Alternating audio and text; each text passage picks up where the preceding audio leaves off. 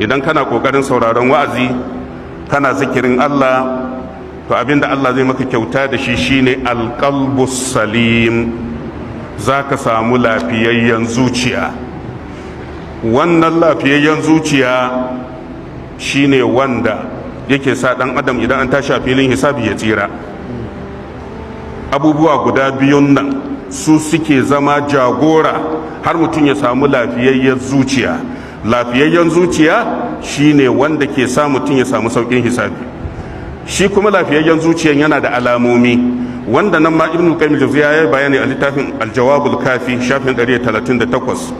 yace al-qalbus salim, idan ka riki jin wa'azi, idan ka yawaita zikirin Allah safe yamma kwanciya, abinda zai faru Allah zai warkar da zuciyarka.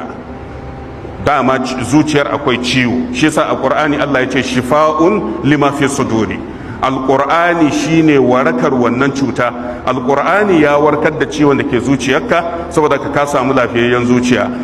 Lafiyayyen zuciyan ga alamominta, ya ce allazi salima mina shirki, daga lokacin da zuciyarka ta samu lafiya babu shirka, ba za ka iya ba.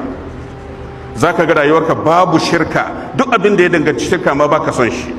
Na biyu, algillu, babu mugunta, ba za ka tashi da safe da tunanin zan kulla ma wani mugunta ba, alamar ta kenan. Na uku, alhasadu, baka da kyashin Allah ya ba mu wata kyauta, Allah ya ba mu wani dukiya, ya zama zuciyarka akwai kyashi, babu kyashi.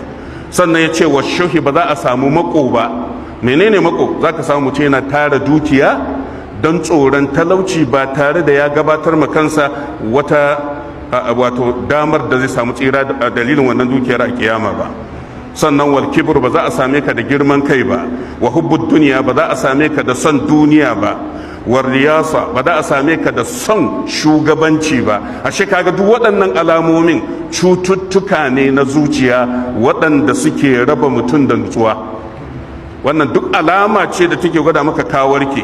Fasalima min kulli afatin tub'iduhu min Allah. Idan aka ce ka rabu da waɗannan to ai babu wata damuwa, babu matsalar da za ta raba ka da Allah, saboda ka ga Allah, ka zama mai waliyin Allah.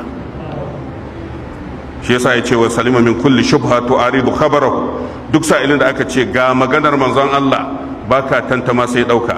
Allah madaukaki ka raye zukatanmu, Allah madaukaki ka mana arziki da nutsuwa, ka nufe mu da tuba kafin